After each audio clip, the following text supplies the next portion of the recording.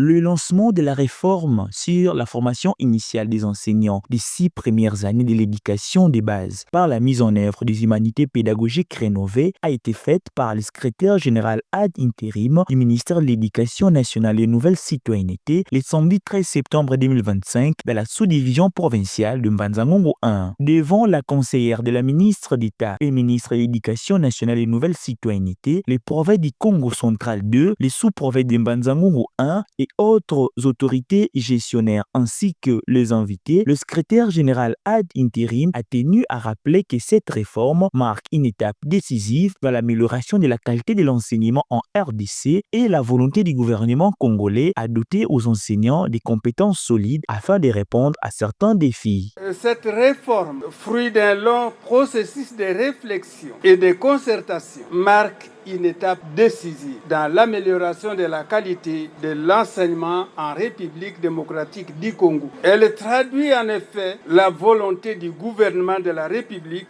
de doter nos futurs enseignants de compétences solides, autant disciplinaires que pédagogiques et professionnelles, afin qu'ils soient capables de répondre aux défis de l'éducation de base et de former une nouvelle génération de citoyens responsables, créatifs et ancrés dans les valeurs de la nouvelle citoyenneté. Après les mots du directeur provincial du Congo central 2, qui a salué l'implication de la tutelle aux efforts consentis pour l'amélioration du système éducatif congolais, et celui du représentant des participants qui a souligné la pertinence de cette mise à niveau pour ces nouveaux chapitres, les représentants de l'UNESCO a remercié tous les acteurs impliqués dans la réussite du processus en se disant fiers d'avoir accompagné cette initiative. Nous adressons nos remerciements et félicitations au ministère de l'Éducation nationale et Nouvelle Citoyenneté sous le leadership et la vision éclairée de son Excellence Madame la ministre d'État, ministre de l'Éducation nationale et Nouvelle Citoyenneté, au secrétariat général pour leur implication et la bonne conduite des différentes étapes. Cette cérémonie a aussi été marquée par la remise des kits scolaires au sous-prophète Alphonse Tuvanga Kouya qui va faire de même au site retenu pour abriter les humanités pédagogiques rénovées. Il s'y est de signaler que 4 écoles sont retenues dans la sous-division de Mbanzangongo 1 pour abriter ces humanités pédagogiques rénovées. Il s'agit